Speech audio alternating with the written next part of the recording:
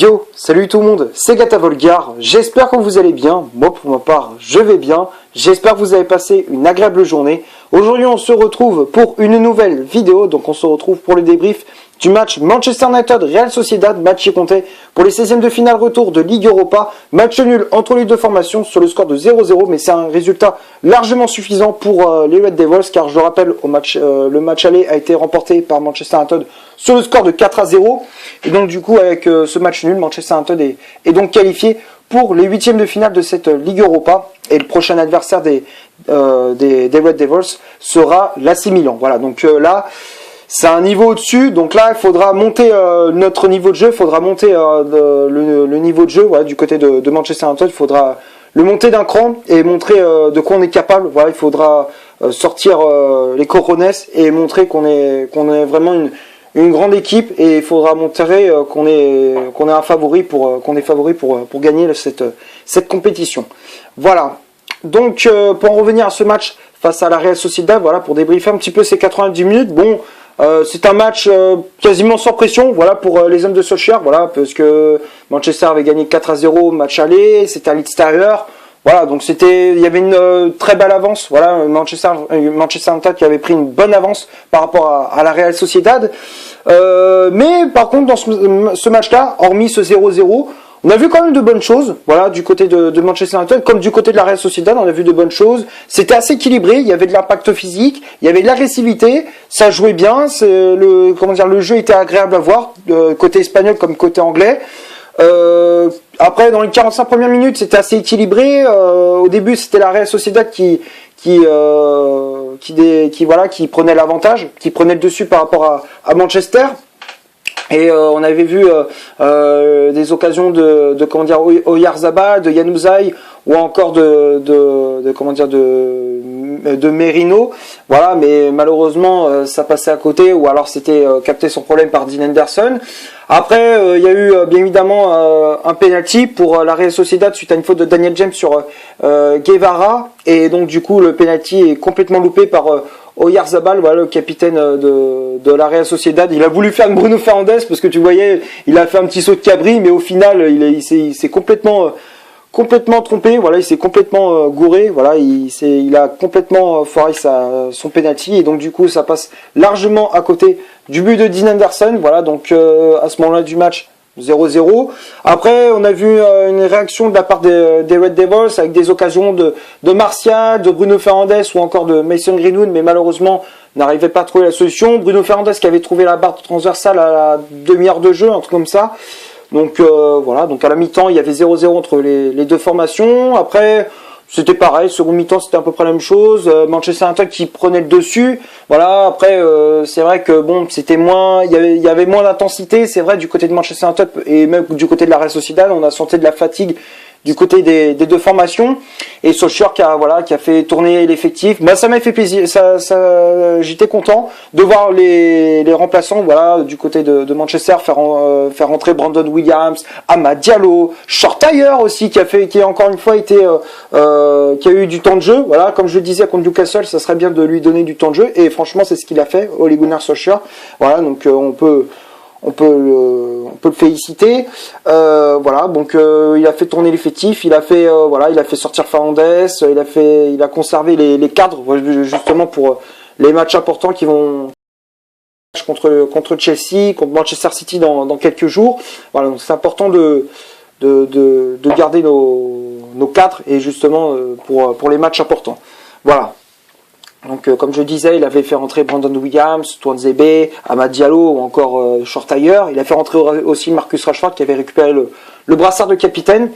Donc voilà, après voilà, Manchester United qui s'était créé quelques occasions en fin de match avec Rashford, Martial ou encore Daniel James, mais voilà, malheureusement ça passait pas. Du côté de la Real Sociedad, pareil, même si voilà, Manchester United qui avait marqué, on va dire ça comme ça, avait marqué un but, mais malheureusement le but a été refusé pour Tuanzebe, voilà, sur un corner de Telles, voilà, Tuanzebe qui avait catapulté ce ballon dans la lucarne de Remiro, voilà, il avait pris ce ballon de la tête puissante de la part du du défenseur de Manchester, mais malheureusement le but a été refusé suite à une faute de Victor Lindelof sur un défenseur de la Real Sociedad. Voilà, bon, il y avait clairement faute. Tu voyais le mec, on a l'impression qu'il a, au lieu de faire du foot, il a fait de la botte style. Voilà, le mec il faisait du kickboxing. Boum, tu voyais le mec il a mis un pied-bouche, voilà, quasiment dans comment dire, au défenseur de la Real Sociedad. Voilà, Lindelof il s'est un peu trompé de sport.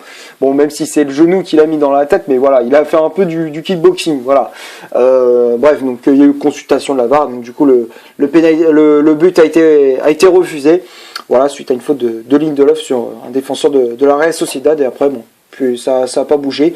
Le score voilà, est resté sur 0 but. Voilà, donc il y avait 0-0 à la fin du match.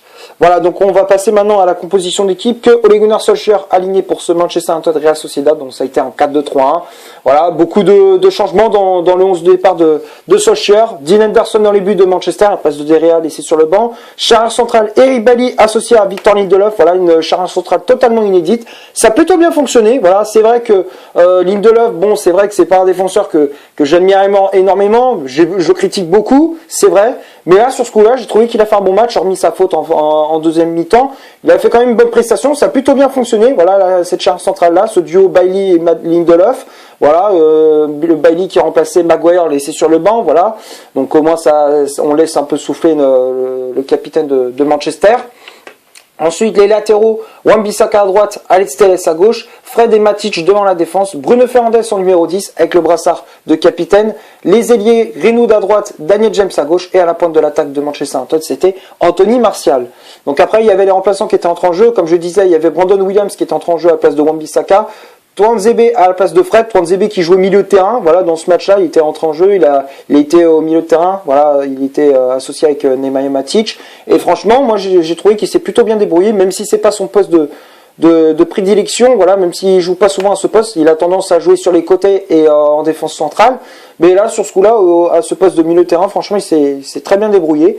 Voilà, donc ce serait bien de mettre titulaire à ce poste de milieu de terrain quand vraiment il y a vraiment pas le choix. Après, il y avait Rashford qui est entré en jeu à la place de Bruno Fernandes, Amad Diallo à la place de Daniel James et le jeune Shortire à la place de Mason Greenwood. Voilà, donc quand on regarde le 11 de départ de Solskjaer, voilà, donc il a fait tourner son effectif, il a mis sur le banc Harry Maguire, David De Gea, Luke Shaw, McTominay, bon même si McTominay il est blessé, mais voilà, on a vu qu'il a fait tourner son effectif. Voilà, on voyait qu'il a fait un turnover total. Voilà, tu voyais qu'il a fait tourner son effectif. Voilà, il a fait quasiment 9 voire 10 changements dans le 11 de départ. Et puis voilà quoi. Après en second mi-temps, comme je disais, il a fait rentrer les jeunes, il a fait rentrer Brandon Williams, Shortire, Amad Diallo. Bref, voilà, il a fait tourner son effectif. Voilà, en second mi-temps. Voilà, donc on va passer maintenant aux statistiques de cette vidéo. Donc on va commencer par les stats du côté de Manchester United. Les Red Devils, c'est 57% de possession de balle, 4 corners, 8 tirs au total, donc 4 tirs cadrés, une position de hors-jeu. Donc tout ça c'est du côté de Manchester United. Et du côté de la Real Sociedad, c'est 43% de possession de balle, 7 corners, 7 tirs au total, donc une frappe cadrée, une position de hors-jeu. Donc tout ça c'est du côté de la Real Sociedad. Voilà, donc quand on regarde les statistiques, bon...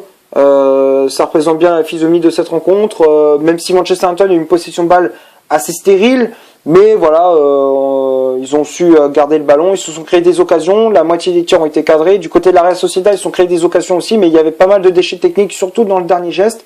Mais voilà, mais moi je trouvais que c'était une bonne rencontre. Voilà, les statistiques parlent elles-mêmes. Voilà, ça représente bien la physionomie de cette rencontre. Voilà, moi j'ai pas grand chose à dire.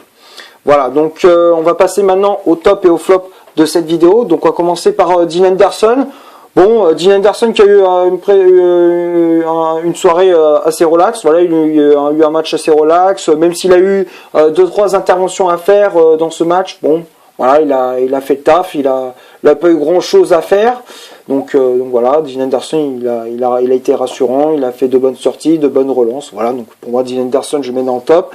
Après, la charnière centrale, Bailly, Lindelof, les deux, ça a plutôt bien fonctionné. Moi, j'ai trouvé que la charnière centrale était assez solide, même si des fois, il y avait, bon, par moment, Lindelof avait du mal à mettre de l'agressivité, de l'impact physique. Il a quand même fait un bon match, tout comme Eric Bailly. Les deux, ça a plutôt bien fonctionné. Voilà, ce duo a plutôt bien marché. Voilà, donc pour moi, Bailly et Lindelof, les deux, je les mets dans le top. Après les latéraux, Wan-Bissaka et Telles, les deux je les mets dans top. Défensivement, Telles est resté correct, il a fait de bonnes interventions et tout. Offensivement, il a apporté de très bons centres, tout comme Wan-Bissaka. Wan-Bissaka, il a fait une bonne prestation aussi, voilà. Donc pour moi, les deux je les mets dans le top. Le milieu de terrain, Fred et Matic, bon, Matic a eu un petit peu de mal en première mi-temps à se positionner, à se placer avec Fred. Voilà, il y avait un énorme trou au milieu de terrain. Voilà, il avait du mal à se positionner, il se faisait un petit peu manger. Mais après, au fur et à mesure, il a su rester solide. Voilà, il est monté en puissance. Il a su faire un bon match. Voilà, tout comme Fred qui est sorti à la mi-temps et qui a fait une bonne première période. Voilà, donc les deux, je mets dans le top. Voilà, ils ont fait de bonnes récupérations de balles. Ils sont projetés pas mal de fois vers l'avant. Voilà, donc pour moi, Matic et Fred, les deux, j'ai mis dans le top. Après, Bruno Fernandes, il a fait le taf au milieu de terrain. Il a récupéré pas mal de ballons. Il s'est projeté pas mal de fois vers l'avant. Il s'est créé des occasions, même si, voilà, malheureusement, il n'a pas trouvé le chemin des filets. Il a fait quand même une bonne prestation. Voilà, il a porté le brassard de capitaine. Il a porté son leadership. Voilà, donc pour moi, Bruno Fernandes, je mets dans le top. Après, les ailiers, Greenwood et Daniel James, les deux, je les mets dans le top aussi. Greenwood qui était technique, qui a mis de la vitesse, il avait de l'envie. Voilà, moi, ça fait longtemps qu'on avait plus vu Mason Greenwood titulaire d'entrée. Mais voilà, moi j'ai trouvé Greenwood a fait une bonne prestation, donc voilà, pour moi Greenwood je mets dans le top. James aussi qui a fait une bonne prestation, même si voilà en début de match il a commis un penalty, mais voilà il a fait quand même une bonne prestation. Il a fait pas mal de courses sur son côté, il a porté de la vitesse. Voilà, moi j'ai trouvé un James assez intéressant. Voilà, donc pour moi Daniel James je mets dans le top. Et après Martial, bon, voilà Martial qui a pas été mauvais, même si voilà il a pas trouvé le chemin des filets non plus. Il a fait le taf aussi, il a fait des décalages à droite, à gauche, avec Fernandez ça a plutôt bien combiné, voilà, surtout aussi avec Marcus Rashford ça a bien combiné en seconde mi-temps. Voilà, donc pour moi Martial je mets dans le top. Après les remplaçants, Brandon Williams, Tuanzebe, Rashford, Amad Diallo et Shortire. Brandon Williams il a fait une bonne entrée en jeu, même si bon il a eu un petit carton jaune d'entrée, même s'il a commis quelques fautes, bon dans l'ensemble ça a été, défensivement il a fait le taf, offensivement il n'a pas énormément apporté, mais voilà, il a fait le taf, il s'est contenté de défendre et il a fait le taf. Voilà, pour moi, Brandon Williams, je le mets dans le top. Après, Tuanzebe au milieu de terrain, il a fait le taf aussi, il est entré en jeu, il a apporté du physique, de l'agressivité, s'est projeté pas mal de fois vers l'avant. Voilà, bon, malheureusement, il a été privé de son but, voilà, suite à la faute de Victor Lindelof. Voilà, Tuanzebe qui a vu son but refusé, son but a été refusé. Mais voilà, pour moi, Tuanzebe a fait une bonne entrée en jeu, une bonne prestation. Voilà, et Rashford, bonne entrée en jeu aussi, il a porté de la vitesse, il a fait pas mal de replis défensifs aussi. Voilà, Rashford a fait le taf, donc pour moi Rashford je mets dans le top. Diallo, il a fait une bonne entrée en jeu aussi, voilà, moi j'ai trouvé assez intéressant. Et le jeune Shortire qui a fait une très bonne entrée en jeu. Moi j'ai trouvé que le collectif là dans ce match-là, ça a plutôt bien fonctionné. Voilà, ça a plutôt bien fonctionné. Le jeu était cohérent, la tactique était correcte aussi. Moi j'ai trouvé que tout a été top, voilà, tout était bien du côté de Manchester United. Voilà, donc c'est tout ce que j'avais à dire pour ce Manchester United Real Sociedad. J'espère que la vidéo vous aura plu. Si c'est le cas, vous laissez un énorme like. Tu cliques ici pour t'abonner pour rien rater de mes vidéos. Tu cliques ici, pardon, pour voir une autre vidéo si tu le souhaites. N'hésite pas à rejoindre mon compte Instagram qui est dans la description. D'ici là, portez-vous bien. On se retrouve pour une prochaine vidéo. Ciao!